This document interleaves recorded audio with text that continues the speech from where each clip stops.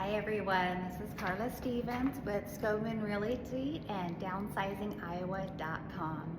I wanted to talk to you a little bit. It's the week after Christmas. I hope everyone had a great time and gathering of family and friends and really had some good memories to share. I hope you took the time to share some stories, some hopes, and some wishes for the future. And as you take time this week, most of us do, it's time to put away the holiday decorations. Maybe next week is your week. Maybe you wait till after the first of the year. But a few items I wanted to share with you. I know many of you are considering downsizing. Maybe this is the last year and you said, I'm not going to host the holiday anymore. Or maybe you've already passed that tradition on to someone else and this is the first year that someone else hosted it. And you think to yourself, that was nice. I got to enjoy everyone, but I didn't have to put all the decorations up. I only put up the decorations I chose to put up. So good for you either way, whatever decision you've made. Or maybe you just want to declutter your holiday decoration a little bit. So I want to give you 5 steps you can use for that process of downsizing your holiday decorations. Now, before we even get started, we have to set our intentions. We have to set our mindset and say, I'm going to do this. It's time for me to downsize my holiday decorations. They're becoming more of a burden than a joy, and I'm going to do it. So go ahead and set that intention, and then let's go through our 5 steps. So step 1 is to gather all of your holiday decorations. So your decorations are probably still out, as mine are at home.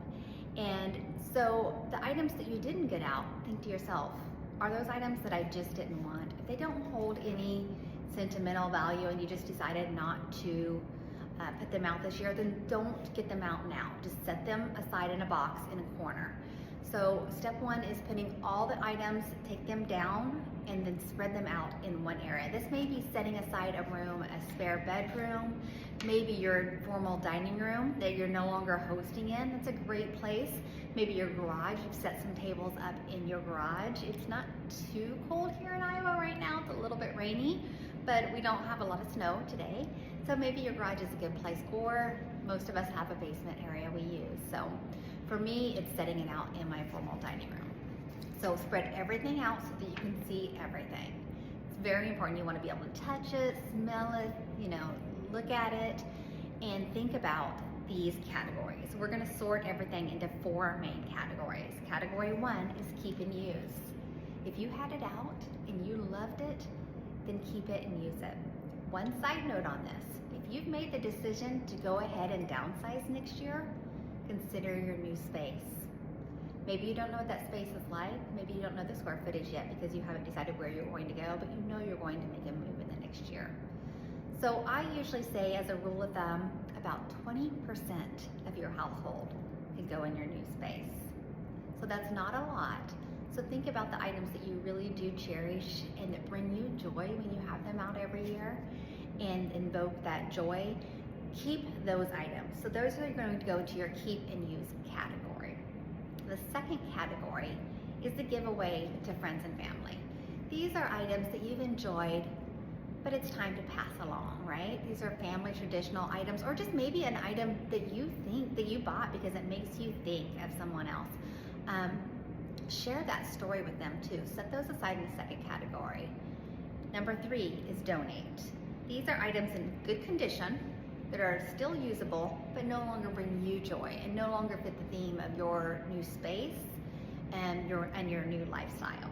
So go ahead and put those items that friends and family don't need and that you've decided that you no longer fit your life in another pile. And those are our giveaway pile. And then the 4th category is the easy one. These are the dispose category. All you need is a trash can to bring your trash can into the room, set it down. These are items that are faded, that maybe they're just inexpensive things that you never liked anyway. Those broken items. If you're like me, you have a few items that you've carried through the years that you keep thinking, I'll repair this next year. I'm going to send this off and get it repaired by next Christmas. Chances are that's not going to happen. It's time to take one last look at those items and go ahead and throw them in the trash. So those are your 4 categories.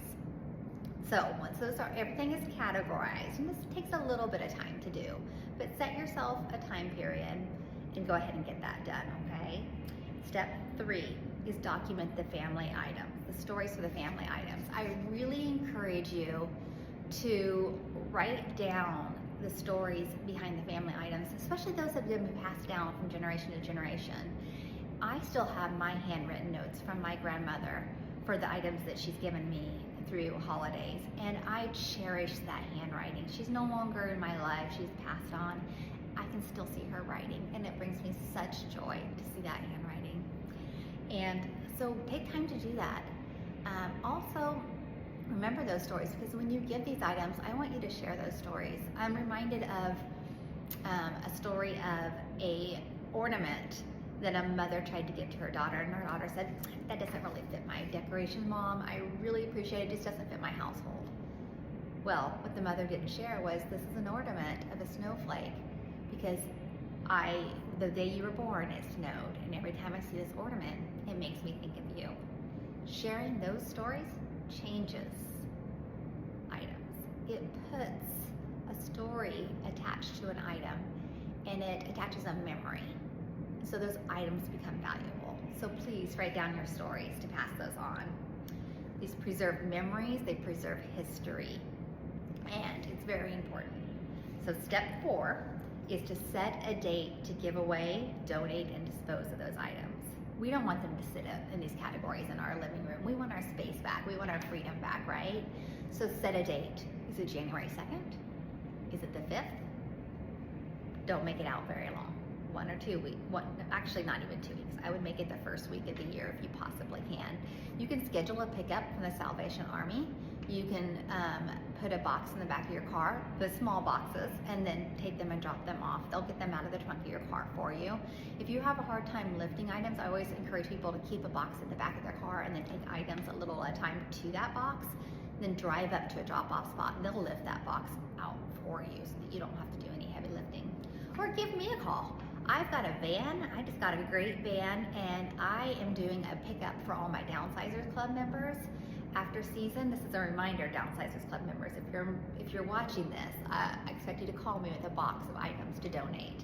So I will come and pick those items up from you. But stick to your date. Call your family members, have them come over after the first of the year to get those items. Ship them if they're out of state.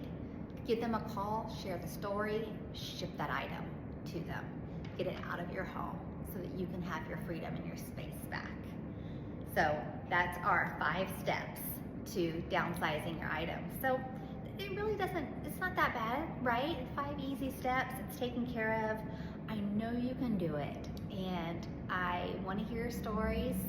If you have a story or a comment, please comment below here, and I can't wait to hear from you. So again, I'm Carla Stevens with Skogman Realty and Downsizing Iowa.